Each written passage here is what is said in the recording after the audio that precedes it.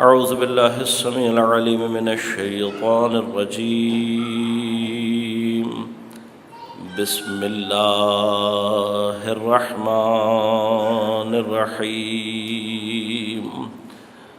الحمد للہ الذی ہدانا لہذا وما کنا لنہتدی لولا ان ہدانا اللہ لقد جاءت رسل ربنا بالحق الصلاة والسلام على رسول المسدد المصطفى الأمجد المحمود الأحمد أبي القاسم محمد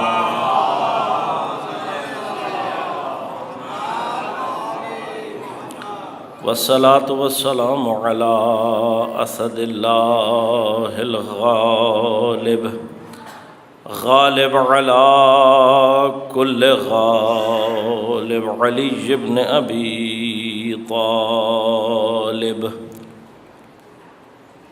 والصلاة والسلام على سيدة المعصومة المظلومة الطاهرة البتول بضعة الرسول فاطمة الزهراء سيدة نساء العالمين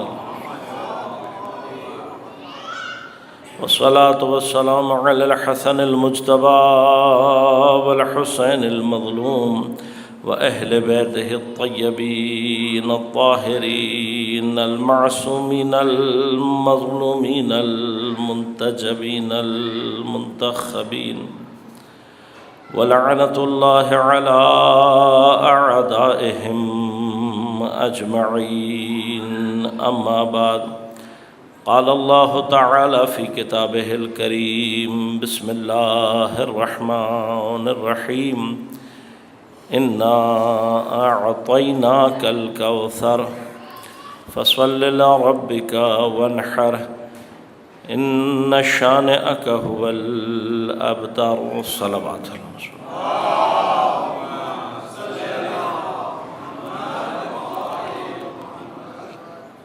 مومنین کرام، سامعین محترم، عزیزان گرامی قادر، ایام فاطمیہ کے سلسلے میں برپا کی گئی اس 5 روزہ مجالس میں ہم نے عنوان کے طور پر سورہ کوثر کی تفسیر کو انتخاب کیا اور اس عنوان کے تحت عرائض پیش کرنے کے لیے میں نے آپ کی خدمت میں سورہ کوثر کی تلاوت کا شرف حاصل کیا۔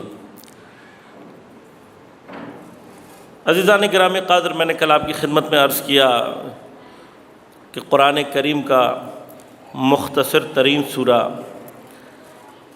لیکن فصیح و بلیغ ترین سورہ، 9 یا 10 الفاظ کا 3 آیات پر مشتمل کلام حکیم کے گلدستے کا نام سورہ کوثر۔ اور کل عرض کیا کہ ہم جب فصاحت اور بلاغت کی بات کرتے ہیں تو یہ ہمارا صرف ادعا نہیں ہے، یہ ہمارا صرف دعویٰ نہیں ہے کہ جس کی کوئی دلیل نہ ہو، بلکہ تاریخ نے ثابت کیا کہ جس وقت سورہ کوثر کو 10 معلقات کے مقابلے میں لٹکایا گیا تو تاریخ نے دیکھا کہ سورہ کوثر فصاحت اور بلاغت کے میدان میں فاتح بن کر سامنے آئی۔ بس کوثر کا امتیاز یہ ہے کہ کوثر جہاں پر آ جائے وہاں پر فتح دین مبین اسلام کا حصہ بنتی ہے۔ اب اگر یہ سورہ بن کر کلام کے درمیان میں آئے تب بھی فاتح بنتی ہے، مباہلہ میں فاطمہ بن کر آئے تب بھی فاتح بن کر سامنے آتی ہے۔ اور دونوں مقامات کا کمال یہ ہے کہ جنگ ہے، مقابلہ ہے، نہ یہاں تلوار چلی نہ وہاں تلوار چلی، کہ کوثر کا جہاں ورود ہوتا ہے بغیر جنگ کے فتح حاصل ہو جاتی ہے۔ یہ امتیاز ہے کوثر کا۔ اب امتیاز کوثر کا انشاءاللہ تفصیل عرض کروں گا آپ کی خدمت میں کہ کوثر سے کیا مراد ہے، لیکن آیت کا اجمال یہ بتلا رہا ہے کہ اے پیغمبر ہم نے تمہیں کوثر عطا کی تو مقام کوثر بلند ہے، فصل لربک وانحر، چونکہ مقام کوثر ایسا ہے۔ اب کوثر کی نسبت پیغمبر سے کیا انشاءاللہ عرض کروں گا تفصیل، لیکن ایک اجمالی سی، بہت اجمالی سی آج ایک گفتگو کہ اگر ہم سورہ کوثر کا اجمال اور شان نزول سامنے رکھ کر بحث کریں تو ایک اجمالی سی گفتگو ہے۔ قرآن کیا کہہ رہا ہے کہ اے نبی ہم نے تمہیں کوثر دی، ان شانئک ھو الابتر، ہم نے تمہیں کوثر دی ہے اور تمہارا دشمن وہ ابتر ہے۔ ابتریت سے کیا مراد ہے اور کوثر کس ابتریت سے نکالنے کا معنی دیتی ہے؟ اسی کہ قرآن یہ کہہ رہا ہے کہ اے نبی چونکہ تمہارے پاس کوثر ہے تو تم ابتر نہیں ہو، تمہارے دشمن کے پاس کوثر نہیں ہے اس لیے وہ ابتر ہے۔ تو یہ ابتریت کی کیفیت کیا ہے؟ ایک اس کا شان نزول اور کچھ مطالب آپ کی خدمت میں عرض کروں۔ آپ میں سے اکثر افراد مستحضر ہوں گے کیونکہ سورہ کوثر کے حوالے سے یہ جو گفتگو ہے یہ وہ ایک عمومی گفتگو ہے جو ہم تقریباً مختلف مقامات پر سنی یا پڑھی جا چکی ہوتی ہے۔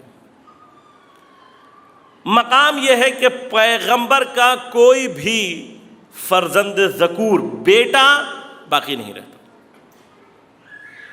کچھ مدت گزارنے کے بعد بیٹے کی وفات ہو جاتی ہے۔ کئی سوال ہیں یہاں پر، کئی باتیں ہیں، لیکن ابھی موقع نہیں ہے، کبھی اور موقع رہا تو انشاءاللہ عرض کروں گا کہ اللہ نے بیٹے دے کر واپس کیوں لے لیا۔ صرف اشارہ کروں گا، گویا پروردگار یہ بتلانا چاہتا ہے کہ ہم قادر ہیں اس بات پر کہ اپنے پیغمبر کو بیٹا عطا کر سکتے ہیں۔ واپس اس لیے ہیں تاکہ یہ سمجھا سکے کہ اس نبی کے پاس کوثر ہے تو اس کو ابتریت سے نکلنے کے لیے بیٹوں کی ضرورت نہیں ہے۔ واپس اس لیے ہیں کہ نبی کو ابتریت سے نکلنے کے لیے بیٹوں کی ضرورت نہیں۔ اب یہ ابتریت سے مراد کیا ہے؟ ابتر کسے کہتے ہیں؟ اصل مادہ بطرہ، عربی میں بطر کسے کہتے ہیں؟ اصل بطر کا معنی ہے کاٹنا۔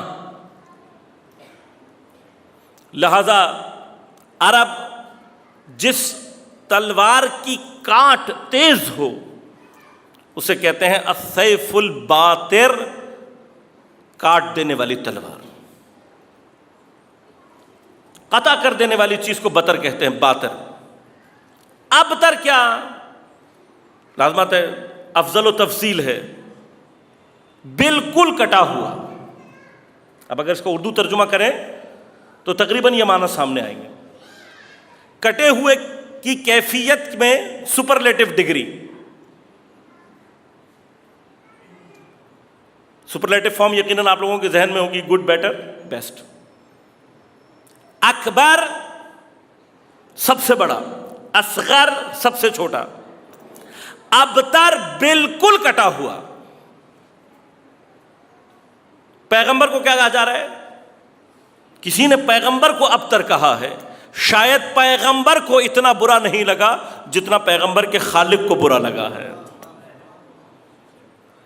کہ پیغمبر تم پریشان نہیں ہو، تمہاری جگہ ہم جواب دیں گے، ان شانئک ھو الابتر، تمہارا دشمن ابتر ہے، تم ابتر نہیں ہو۔ تم کیوں ابتر نہیں ہو؟ انا اعطیناک الکوثر، ہم نے تمہیں کوثر دی ہے۔ مقام کیا ہے؟ مقام یہ ہے کہ جب پیغمبر کے فرزند ذکورے کے بعد دیگر بیٹے پیغمبر کے زندہ نہیں بچ رہے تو اب یہ تاریخ میں اختلاف ہے، لیکن دونوں کی جڑ ایک ہی شجرہ خبیثہ پر جا کر ختم ہوتی، کیونکہ یا باپ سے نسبت دی گئی ہے اس بات کو یا بیٹے سے، اور دونوں ہی تاریخ کے ملعون ترین افراد۔ کون؟ عاص بن وائل۔ اب یہ عاص بن وائل کون ہے؟ جب بھی سورہ کوثر میں یہ مقام آتا ہے تو اس کا خبیث کا نام آتا ہے، لیکن تاریخ میں ہم چونکہ اسی سورہ کے اعتبار سے جو اس نے بات کی ہے اس سے زیادہ ہمیں مطالعے کا موقع نہیں ملتا۔ عاص بن وائل کون ہے؟ مکہ کے بدترین کفاروں میں سے ایک کافر عاص بن وائل۔ بدترین کیفیت کیا ہے اس کی؟ آپ نے انہیں کئی بار یہ بات سنی ہوگی کہ پیغمبر کو جو کفار اذیت کیا کرتے تھے ان میں سے ایک مشہور ترین اذیت یہ ہے کہ پیغمبر سجدہ خدا میں ہیں اور کافر پشت پر جسارت کی خاطر اونٹ کی اوجڑی رکھ دے کے چلے جاتے تھے۔ اب یہ مشکل ہمارے مخالفین کی یہ ہے کہ جتنے بھی بدترین افراد ہیں اوائل اسلام کے، انہوں نے بعد میں جا کر خلافت کی گدی پر بیٹھنا ہے، لہذا تاریخ میں کوشش کرتے ہیں کہ نام کہیں نہ آئے۔ لہذا آپ نے واقعہ سب نے سنا ہوا ہوگا، لیکن کتنے افراد کو یہ پتا ہے کہ یہ اوجڑی رکھنے والا ملعون عاص بن وائل تھا؟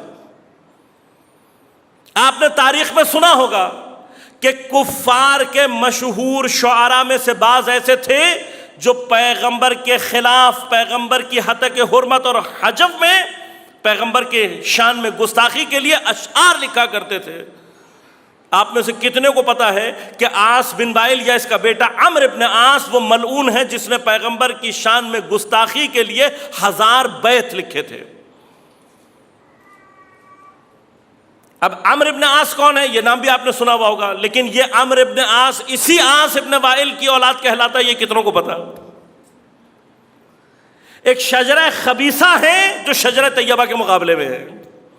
باپ بھی بدترین کافر، بیٹا بظاہر فتح مکہ سے پہلے مسلمان ہوا ہے، لیکن اس کی خباثت کا اظہار کہاں ہوا ہے؟ امیر المومنین علیہ الصلوۃ والسلام کی ظاہری خلافت کے دور میں۔ مولا کائنات کے بدترین دشمنوں میں سے جو ہے وہ عمرو ابن عاص، کس کا بیٹا ہے؟ عاص ابن وائل۔ یعنی ایک مسلسل خباثتوں کا شجرہ ہے جو چلا آ رہا ہے، ایک مسلسل خبیث افراد ہیں جو پیغمبر کو تکلیف پہنچا رہے ہیں۔ اب مسئلہ یہی ہوتا ہے، ہم جب تاریخ کے ورقوں کو جا کر کھولنا شروع کرتے ہیں تو کل جنہوں نے خلافت کی گدی پر بیٹھے نہ ہیں، اب تاریخ میں کوئی ایک نام تھوڑی ہے، مروان بن حکم ان ملائین میں سے ہے کہ اس کا باپ بھی پیغمبر کا تمسخر اڑایا کرتا تھا، یہ خود بھی پیغمبر کے دشمنوں میں سے تھا۔ حتیٰ مدینے میں اسلام لانے کے باوجود یہ اپنی حرکتوں سے باز نہیں آتے تھے، یعنی وہ جو ظاہری اسلام ہے اس کے باوجود حتیٰ پیغمبر نے مروان اور اس کے باپ کو چھپکلی اور چھپکلی کا بیٹا کہہ کر لعنت قرار دے کر ان کو مدینہ سے نکال دیا اور مدینے میں ان کے داخلے پر پابندی لگا دی۔ تو اب تاریخ میں سوال کریں کہ وہ کون سا دور تھا جب رشتہ داریوں کی بنا پر انہیں نہ صرف واپس لایا گیا بلکہ بیٹی بھی دی گئی، اور پھر وہی مروان جسے پیغمبر لعنت کر رہے ہیں کل کو خلیفۃ المسلمین کہلائے گا۔ تاریخ میں جا کر، اگر تاریخ اپنی جگہ مفصل بحث ہے، ادھر جانا مقصود نہیں ہمارا، ورنہ تاریخ میں ہمارے پاس اس طرح کے اور بہت سارے مسائل موجود ہیں۔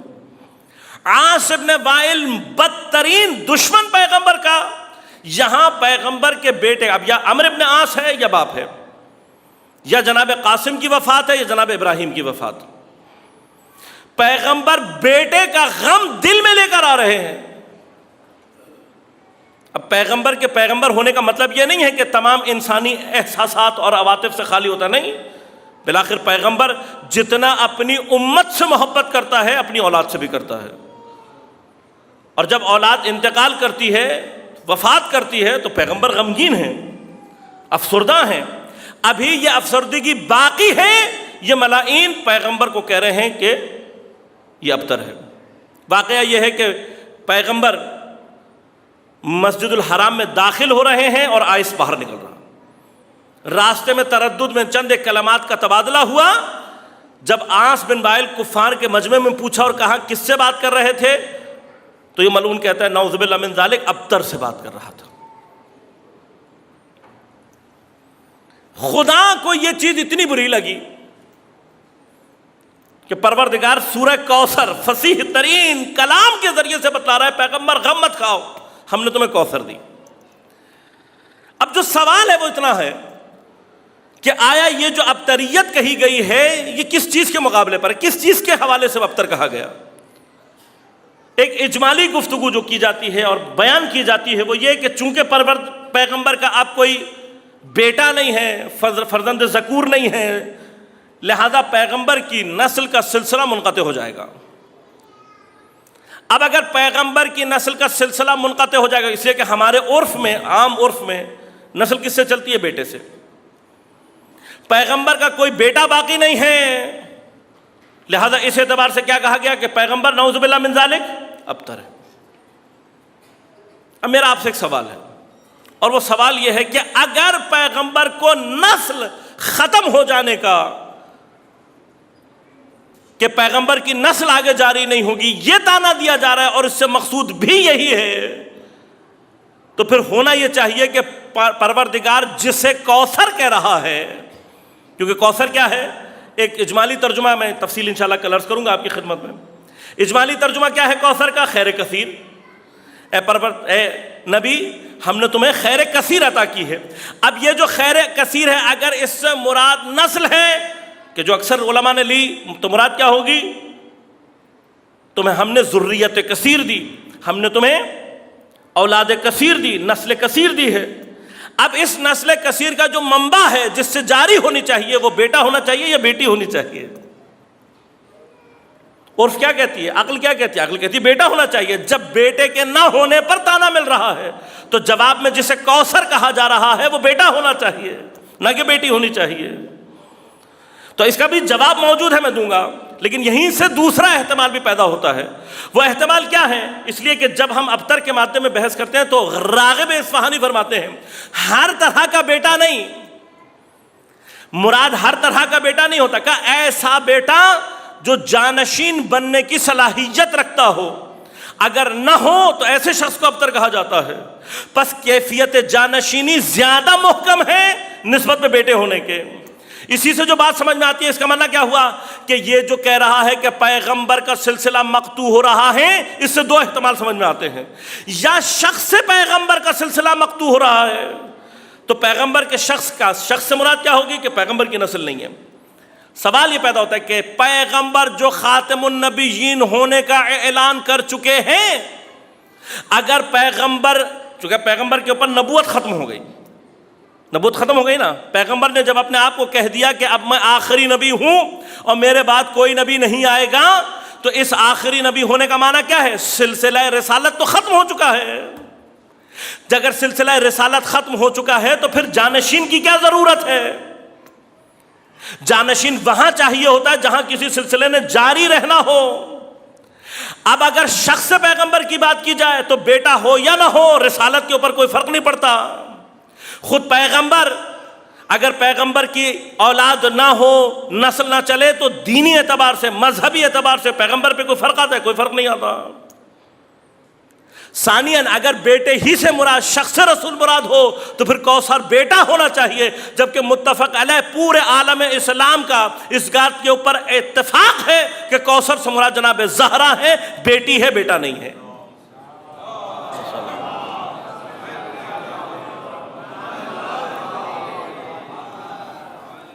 تو ہونا تو بیٹا چاہیے، پر اللہ کیا دے رہا ہے؟ بیٹی دے رہا ہے۔ دوسرا احتمال کیا ہے؟ دوسرا احتمال یہ ہے کہ مراد شخص رسول نہ ہو بلکہ مراد شخصیت رسول ہو۔ تو جب شخصیت رسول مراد ہوگی تو مراد رسالت ہوگی۔ تو میرا فوراً سوال یہ دوبارہ کروں گا میں کہ جب رسالت کا سلسلہ ختم ہو رہا ہے تو پھر جانشین کاہے کا؟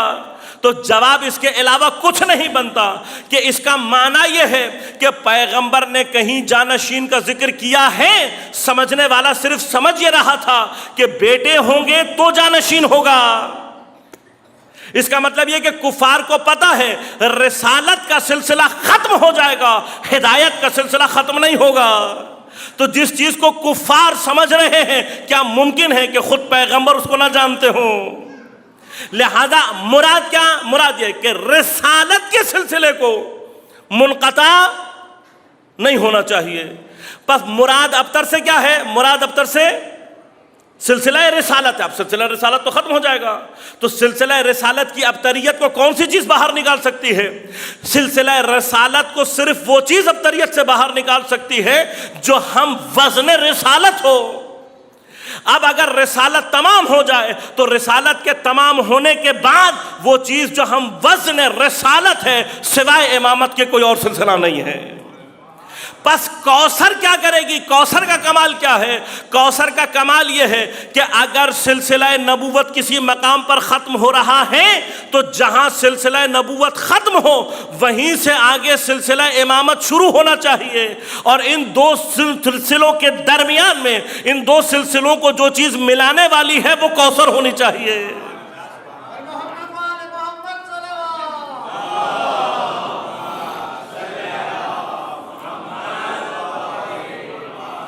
اب اس مطلب کی تفصیل کل عرض کروں گا، کوثر کی تفصیل میں تفصیل سے عرض کروں گا۔ ابھی ایک اجمالی طور پر کہ اگر مراد شخصیت پیغمبر ہے تو پھر رسالت ہدف ہے، اگر شخص ہے تو پھر ہدف رسول ہے۔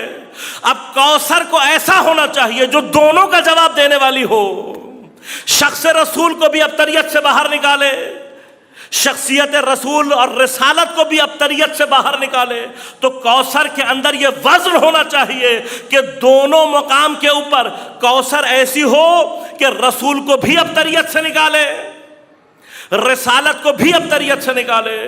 تو پھر اگر آپ دیکھیے اللہ نے کہا ہم نے تمہیں کوثر دی ہے، تو پھر کوثر دینے کا مطلب بیٹی دے کر اگر اللہ نے یہ کہا ہے کہ یہ کوثر ہے، یہ تمہیں ابتریت سے نکالے گی، تو پہلا مطلب یہ سمجھ میں آتا ہے کہ جناب زہرا، کیوں اب ایک اصول ہے النساء الرجال قوامون علی النساء، رجال قائم ہیں، حاکم ہیں، مسلط ہیں علی النساء، بہتر ہیں، برتر ہیں، طاقت ہیں، بہت ساری اس کی تفاسیر ہیں، میں بھی اس میں نہیں جانا چاہتا، مراد کیا ہے اس میں بھی نہیں جانا چاہتا، لیکن اس دائرے سے کوئی ایک ایسی ذات باہر نکلنی چاہیے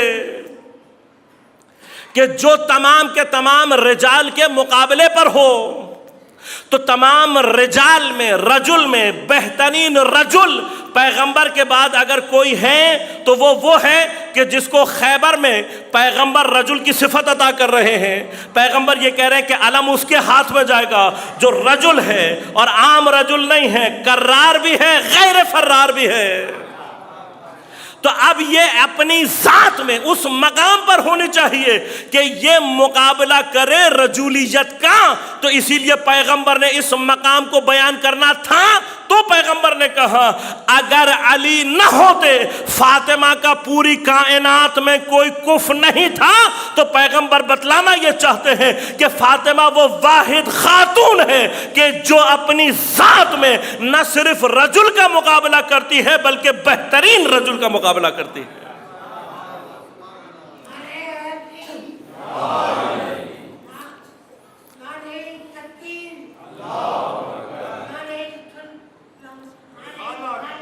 یا رسول اللہ،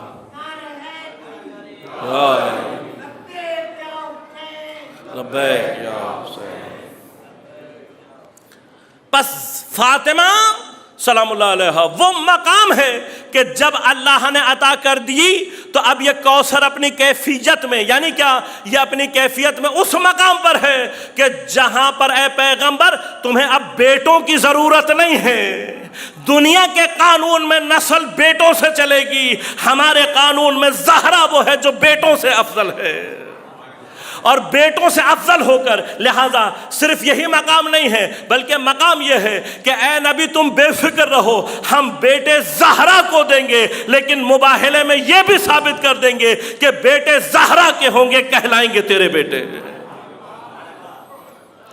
بس یہ نسل جاری ہوگی۔ اب یہ نسل آیت اللہ جعفر مرتضی عاملی حفظہ اللہ اس مقام پر آ کر فرماتے ہیں، کہا کہ یہ اگر اسی اعتبار کو بھی لے لیا جائے تو یہ سورہ کوثر کی غیبیت کی منزل ہے کہ سورہ کوثر خبر از غیب دے رہی ہے، خبر از غیب دے رہی ہے۔ پیغمبر جس کی ابھی نسل دنیا میں نہیں آئی ہے، پیغمبر کو یہ بتلا رہی ہے کہ اے پیغمبر ہم تمہیں وہ نسل دینے والے ہیں کہ جو کیا ہوگی، خیر کثیر رکھتی ہوگی۔ یہ خیر کثیر اتنی ہوگی کہ دنیا تیری نسل کو مارنے کی کوشش کرے گی، تیری نسل کو ختم کرنے کی کوشش کرے گی، تیری نسل کو دیواروں میں چنوایا جائے گا، تیری نسل کو آگ میں ڈالا جائے گا، تیری نسل کو کو مارنے کے لیے، شہید کرنے کے لیے، قاتل کرنے کے لیے پوری دنیا اپنا زور لگا دے گی، لیکن جس کو ہم نے کوثر کہہ دیا ہے اسے ہم اتنی برکت دیں گے، پوری دنیا میں تیری نسل موجود ہوگی، اتنی بڑی تعداد میں نسل ہوگی کہ دنیا میں آج تک کوئی نسل کسی سلسلے سے اتنی بڑی تعداد میں دنیا میں نہیں ہوگی جتنی تیری نسل میں ہوگی۔ لہذا آج اٹھا کر دیکھیے آپ اس دور 1400 سال پہلے جسے اللہ خیر کثیر کہہ رہا ہے، آج اس کی ماشاءاللہ تعداد کروڑوں میں موجود ہے۔ اب اس کے مقابلے میں صرف کا ایک طرف کی خبر نہیں ہے بلکہ خبر دو طرف کی ہے۔ کہا ان شانئک ھو الابتر، اگر کسی کو مقتو کرنا ہے تو ہم مقتو کر کے دکھائیں گے۔ یہ جو اپنے بیٹوں کی تعداد پر ناز کر رہے ہیں، نہ ان کی قبر کا نشان ہوگا نہ ان کی اولاد کا نشان ہوگا۔ پورے سلسلے کو اللہ نے منقطع کر دیا۔ کہا اس زمانے سے خبر دے رہی ہے، غیب کی خبر دے رہی ہے سورہ کوثر۔ یہ ایک احتمال۔ دوسرا احتمال کیا ہے؟ دوسرا احتمال وہ ہے کہ دیکھنے والا یہ دیکھ رہا ہے کہ بظاہر پیغمبر کا کوئی جانشین نہیں ہے، سلسلہ رسالت کا ختم ہو جائے گا، یہ ختم المرسلین ہے، جہاں پر رسالت ختم ہو گئی۔ اب جب رسالت ہی ختم ہو گئی تو سلسلے کو آگے کون بڑھائے گا؟ نہیں، اس سلسلے رسالت کو ختم ہونا ہے۔ ختم ہونے کے بعد اس سلسلہ رسالت کے بعد ایک ایسے سلسلے نے اس کو جاری کرنا ہے جو ہم وزن رسالت ہے۔ اب سلسلہ امامت سے کوثر کا ربط کیا ہے؟ کوثر کا ربط یہ ہے کہ کوثر اسے ہونا چاہیے۔ دیکھیے انشاءاللہ کبھی فرصت رہی تفصیل سے عرض کروں گا آپ کی خدمت میں کہ انسان اور انسان کامل کسے کہتے ہیں، لیکن جتنے بھی انسان ہیں یہ اللہ کی اسماء کے مظہر ہیں، لیکن وہ کیفیت مظہریت بعض میں ظاہر ہو پاتی ہے، بعض میں ظاہر نہیں ہو پاتی۔ لیکن انسان کامل اسے کہتے ہیں کہ جس میں اللہ کے تمام اسماء متجلی ہوتے ہیں۔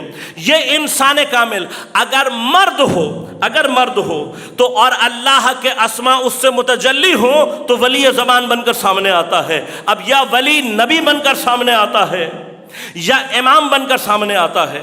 سلسلہ نبوت کو اللہ نے لا کر ختم کیا پیغمبر اکرم صلی اللہ علیہ وآلہ وسلم کی ذات پر۔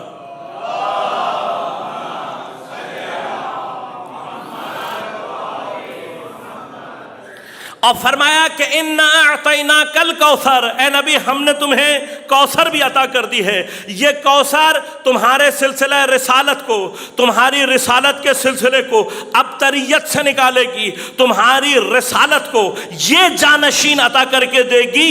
تو اب اس کوثر کی کیفیت کیا ہونی چاہیے؟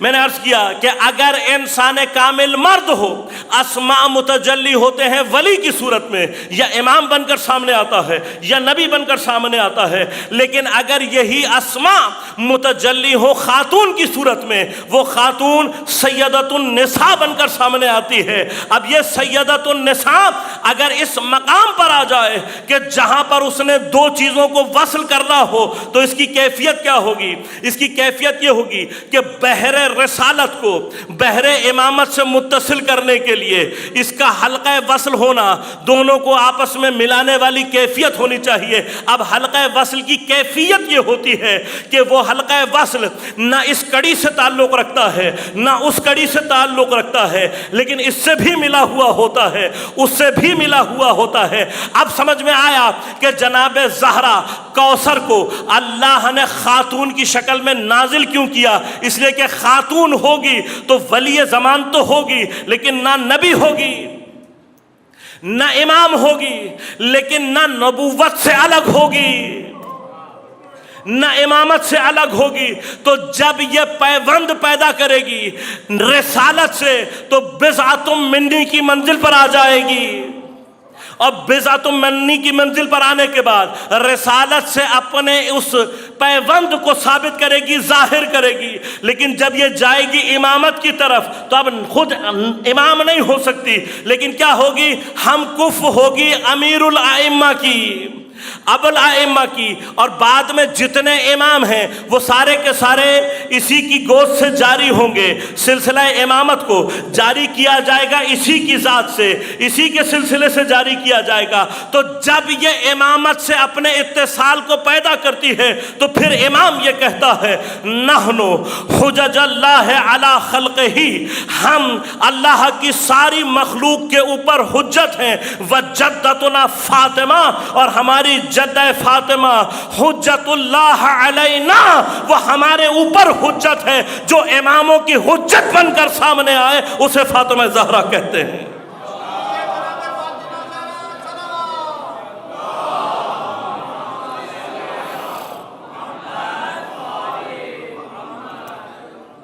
مقام یہ ہے کہ یہ کوثر رسول کو بھی ابتریت سے نکالے گی، رسالت کو بھی ابتریت سے نکالے گی۔ تو جب مقام رسالت کو ابتریت سے نکال رہی ہے تو رسالت سے بھی وصل ہونی چاہیے، امامت سے بھی وصل ہونی چاہیے۔ اب کیفیت یہ ہے اس کوثر کی کیفیت دیکھیں، کوثر کے اندر تمام وہ کمالات ہونے چاہیے جو کبھی بھی کسی نبی کو عطا کیے گئے، جو کبھی بھی کسی سیدۃ النساء کو عطا کیے گئے۔ تو جناب مریم کو اللہ نے ایک خاص امتیاز دیا جو کسی اور سیدۃ النساء کو نہیں دیا۔ جناب مریم کے امتیازات میں سے ایک امتیاز یہ ہے کہ جناب مریم کا نبی بیٹا، حجت بیٹا غیبت میں چلا گیا اور موجود ہے، منتظر ہے، لوگ اس کے انتظار میں ہیں اور اس نے آنا ہے۔ یعنی کیا؟ مریم کی نسل کو اللہ نے باقی رکھا ہے۔ اب یہی امتیاز اس کے پاس بھی ہونا چاہیے جو فخر مریم ہے۔ تو اللہ نے یہ امتیاز ایسے عطا کیا، وہ مریم کا مستقیم بیٹا تھا، یہ مریم کا مستقیم بیٹا نہیں ہے، یہ مریم کا 11واں فرزند، یہ جناب زہرا کا 11واں فرزند ہے۔ اب ہمیں سمجھ میں آتا ہے کہ کیوں میرا امام اپنے آپ کو ابن الزہرا کہہ کر تعارف کرواتا ہے، بتلانا چاہتا ہے میں کوثر کا بیٹا ہوں جو فخر مریم ہے۔ اگر مریم کا بیٹا زمانے آخر تک کے لیے باقی رہ سکتا ہے تو زہرا کا بیٹا بھی باقی رہ سکتا ہے۔ فضیلت میں تو مشترک کر دیا اللہ نے، لیکن اب کہاں سے افضل اور مفضول کہاں ثابت ہوں گے؟ جب دونوں کے بیٹے ظاہر ہو جائیں گے۔ روایات کہتی ہیں کہ دونوں نے ایک ہی زمانے میں ظاہر ہونا ہے۔ ایک جانب سے مریم کا بیٹا آئے گا، ابن مریم آگے بڑھے گا، دوسری جانب سے ابن زہرا آگے بڑھے گا، دونوں آمنے سامنے آئیں گے اور آنے کے بعد نماز کا وقت آئے گا۔ اب یہ وہ مقام ہے کہ جہاں پر بتانا یہ ہے کہ کس کا بیٹا افضل ہے، کس کی فضیلت زیادہ ہے۔ تو ابن مریم جو مستقیم فرزند ہے مریم کا، وہ اس بیٹے کو جو 11واں فرزند ہے زہرا کا، ایک مرتبہ آواز دے کر کہے گا تقدم سیدی، آپ آگے بڑھیے۔ ارے زہرا کا بیٹا مریم کے بیٹے کو نماز پڑھا کر بتائے گا کہ زہرا کا بیٹا افضل ہے مریم کے بیٹے سے۔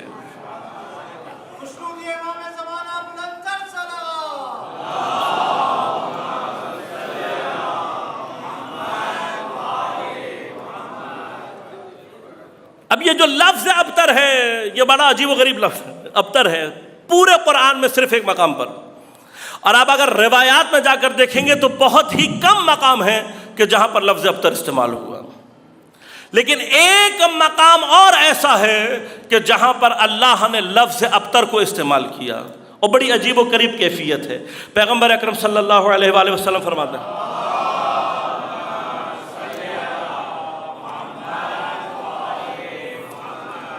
فضائل بسم اللہ کے باب میں پیغمبر اکرم فرماتے ہیں کل امر ذی بال، ہر اہم ترین کوئی بھی اہمیت رکھنے والا۔ اب ذی بال میں تفسیر میں نہیں جانا چاہتا کیونکہ اگر میں روایت کی تفسیر میں جاؤں گا مطلب بہت آگے چلا جائے گا۔ ذی بال ذرا سی بھی اہمیت رکھنے والا کوئی بھی امر ایسا، یعنی بیکار نہیں ہونا چاہیے، لغو نہیں ہونا چاہیے، لہو لعب نہیں ہونا چاہیے۔ ذی بال اس کے اندر ذرا سی بھی کوئی اہمیت ہو۔ کل امر ذی بال لم یذکر فیہ بسم اللہ فہو ابتر، ہر وہ امر، ہر وہ کام جو ذرہ برابر بھی اہمیت رکھتا ہے، اگر اس سے پہلے بسم اللہ نہیں پڑھی گئی تو وہ کام ابتر ہو جائے گا، مقطوع ہو جائے گا، ابتریت میں چلا جائے گا، یعنی کیا؟ نابود ہو جائے گا۔ پس جہاں بسم اللہ ہے وہاں کیا ہوگا؟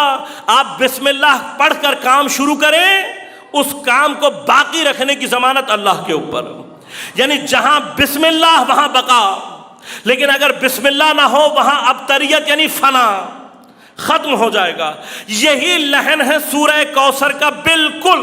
پروردگار فرما رہا ہے اے رسول تم پریشان نہ ہو، ہم نے تمہیں کوثر دے دی ہے، کوثر تمہیں ابتریت سے نکال لے گی۔ جہاں کوثر ہوگی وہاں بقا، جہاں کوثر نہیں وہاں ابتریت یعنی فنا۔ اب ریاضی کا قاعدہ ہے، اگر الف برابر ہو بے کے، بے برابر ہو جیم کے، تو الف خود بخود برابر ہوتا ہے جیم کے۔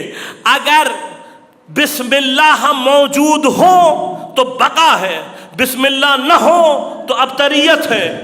اگر کوثر ہو تو بقا ہے، اگر کوثر نہ ہو تو ابتریت ہے۔ قاعدہ صرف اتنا بتلا رہا ہے کہ اگر کوثر کبھی کسی آیت میں مجسم ہو جائے، بسم اللہ بن کر سامنے آ جاتی ہے، تو جیسے بسم اللہ بقا کی ضمانت ہے، اسی طرح سے کوثر بقا کی ضمانت ہے۔ تو اگر آیت کی صورت میں کوثر کو پھیلانا ہو بسم اللہ بن جاتی ہے، صورت کی شکل میں پھیلانا ہو سورہ کوثر بن جاتی ہے، مجسم دیکھنا چاہتے ہو فاطمہ زہرا بن جاتی ہے۔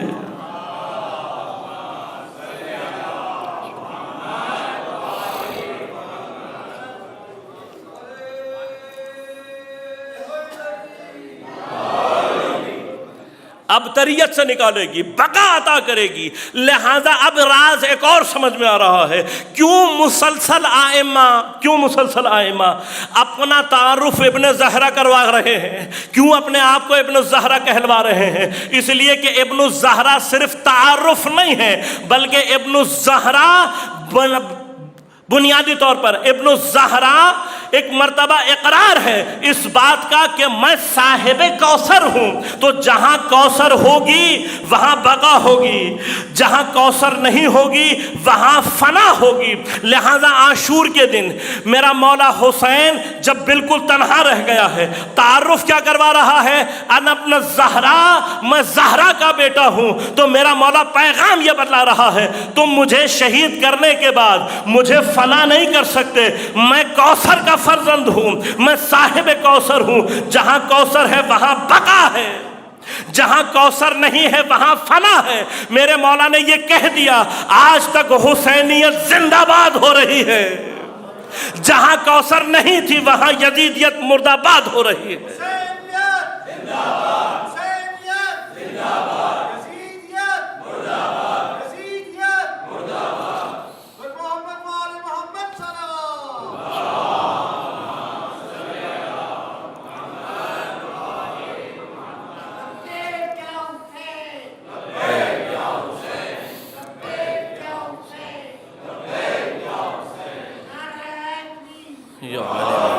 جہاں کوثر ہوگی وہاں بقا ہے، جہاں کوثر نہیں ہے وہاں فنا ہے۔ لہذا اپنے زمانے کا امام بھی جب اپنے آپ کو ابن الزہرا کہہ کر متعارف کروا رہا ہے تو وہ زمانے کو یہ بتلانا چاہتا ہے میں ہوں صاحب کوثر۔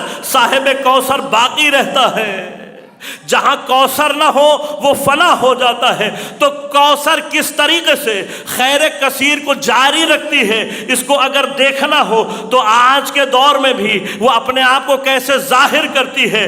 جیسے ہی انقلاب برپا ہوا، صاحب انقلاب نے اپنا تعارف کیا کروایا؟ کہا میں فرزند فاطمہ ہوں، روح اللہ نام ہے، فرزند فاطمہ ہوں، اولاد فاطمہ میں سے ہوں۔ یہ نہیں بتلانا چاہتے کہ میں سید ہوں، بتلانا صرف یہ چاہتے ہیں ہم آج بھی صاحب کوثر ہیں۔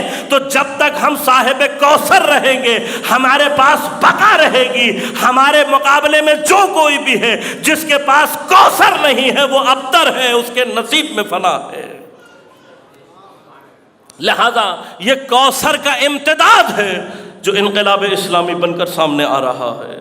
میں نے کل بھی عرض کیا تھا کہ جناب زہرا سلام اللہ علیہا دفاع ولایت کی منزل پر، میری بیوی اس مقام پر ہے کہ جہاں پر دفاع ولایت کے لیے زہرا اپنی زندگی کے آخری ایام کو اس طریقے سے فدا کر رہی ہے کہ کوئی بھی جناب زہرا کی زندگی کے آخری ایام کا مطالعہ کرے ناممکن ہے بحث ولایت اس کی سمجھ میں نہ آئے۔ حق ولایت کے، دفاع ولایت کے اس مقام پر ہے، اور جو خود کوثر بن کر آئی ہو ناممکن ہے کوثر کا ذکر ختم ہو جائے۔ کوثر کے نصیب میں باقی رہنا ہے، کوثر کے دشمنوں کے نصیب میں فنا ہو جانا۔ لہذا اب یہ سلسلہ اس طریقے سے باقی رہے، ولایت کا دفاع اس صورت میں سامنے آئے کہ جب بھی کبھی زہرا کا ذکر ہو ولایت زندہ ہو جائے۔ اور ولایت کو زندہ کرنے کے لیے ہر وہ عمل جو کہ ولایت کے دفاع میں انجام دیا جا سکتا ہے جناب زہرا انجام دے رہی ہیں۔ لیکن مظلومیت زہرا کیا ہے؟ مظلومیت زہرا یہ ہے کہ زہرا پر پیغمبر نے گریہ کیا ہے۔ مظلومیت زہرا یہ ہے۔ بہار الانوار کی روایت ہے، کچھ اصحاب پیغمبر کی خدمت میں موجود ہیں اور پیغمبر اکرم صلی اللہ علیہ وآلہ وسلم کی آنکھوں سے آنسو جاری۔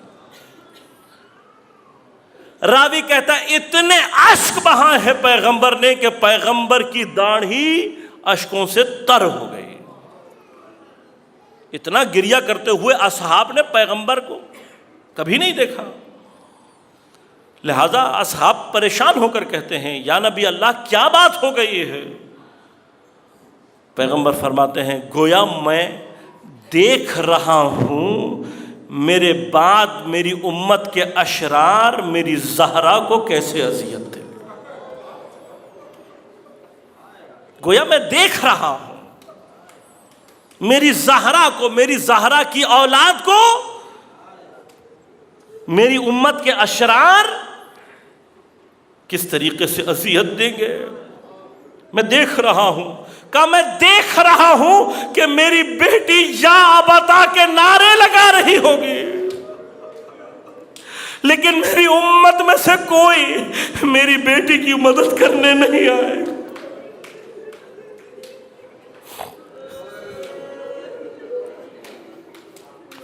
راوی کہتے ہیں یہ الفاظ زہرا کے کانوں میں چلے گئے، زہرا نے رونا شروع کر دیا۔ جناب زہرا کے گریہ کی اطلاع ملی، پیغمبر اٹھ کر زہرا کے پاس چلے گئے۔ ارے میری بیٹی تو اپنے اوپر ہونے والی مصیبتوں کو یاد کر کے رو رہی ہے۔ کہا بابا میں اپنے اوپر مصیبتوں کے لیے نہیں رو رہی، میں رو رہی ہوں کہ آپ چلے جائیں گے،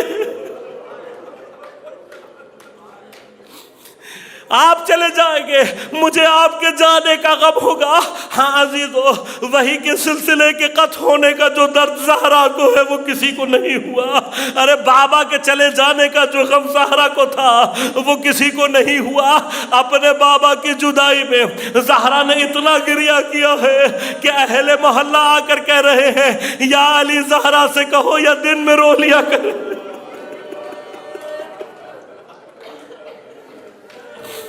یا شب میں رو لیا کرے۔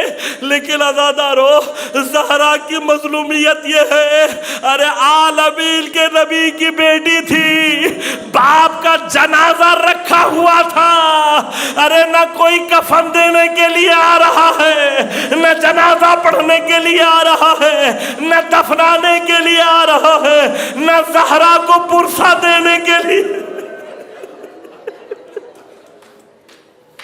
خدا جانے زہرا کی اولاد کی قسمت ہی یہی ہے، نہ زہرا کو کوئی پرسہ دینے آیا، نہ زینب کو کوئی پرسہ دینے آیا۔ بی بی اتنا کہوں گا، تمہارے بابا کا پرسہ دینے کوئی نہیں آیا، تمہیں بڑا قلق ہوگا، لیکن ہائے تمہاری سکینہ، ارے پرسہ دینا تو چھوڑو، تمہاری بیٹی رو رہی تھی، تماچے مارے جا رہے تھے۔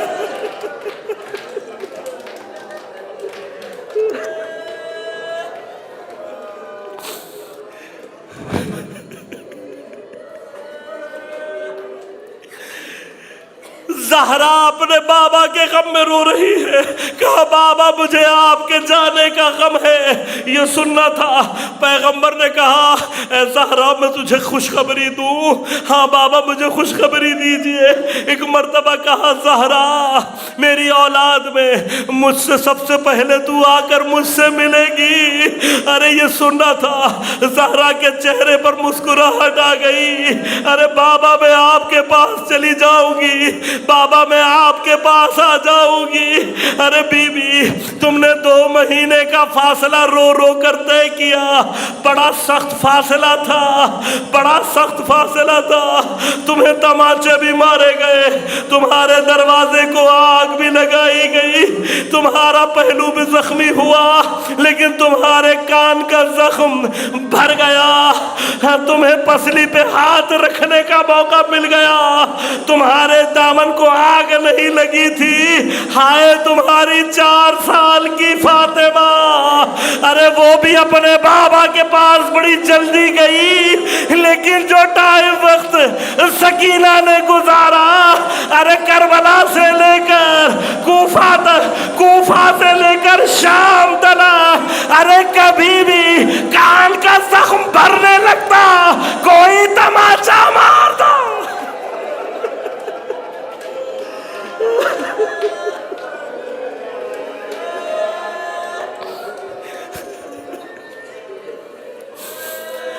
پیغمبر کے اوپر ایک زمانہ وہ آیا کہ جب پیغمبر کی غشی کے دورانیے بڑے طویل ہونے لگے.